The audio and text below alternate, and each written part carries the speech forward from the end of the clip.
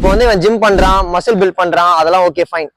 அதெல்லாம் தாண்டி இப்போ வந்து என்டியூரன்ஸ், பவர், ஸ்பீட் இதெல்லாம் வந்து ஒரு பாக்ஸர் ரேஞ்சுக்கு வருமானு கேட்டா வந்து இம்பாசிபிளான ஒரு விஷயம். இதே வந்து ஒரு ஜிம் ராட் வந்து செம பவரா இருப்பாங்க. ஏன்னா வந்து அவங்க ஹைப்பர்ட்ராஃபி ட்ரைனிங் பண்றாங்க, ஹெவி வெயிட்ஸ் எல்லாம் லிஃப்ட் பண்றாங்க. சோ தட் அதனால ரொம்ப பவரா இருப்பாங்க. ஒரு பாக்ஸரால ஒரு ஜிம் ராட்டோட பவர் வந்து ஈக்குவலைஸ் பண்ண முடியுமான்னு கேட்டா அதுவும் இம்பாசிபிள் தான். ஒரு பாக்ஸர் வந்து ஒரு 1 மினிட்டுக்கு 150 பஞ்சஸ் அடிப்பான்.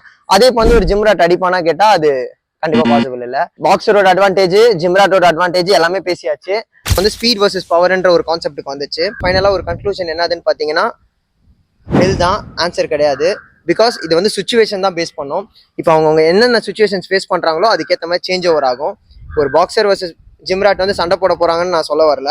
பெருசா ஒரு ஃப்ரேமோட இருக்கான், ஒரு பாடி பில்டர் வராரு அப்படின்னா பார்த்து ஃபியர் ஆகாம அவன் கூட எப்படி ஃபைட் பண்ணணும், அவனை எப்படி ஃபேஸ் பண்ணணும் அப்படின்ற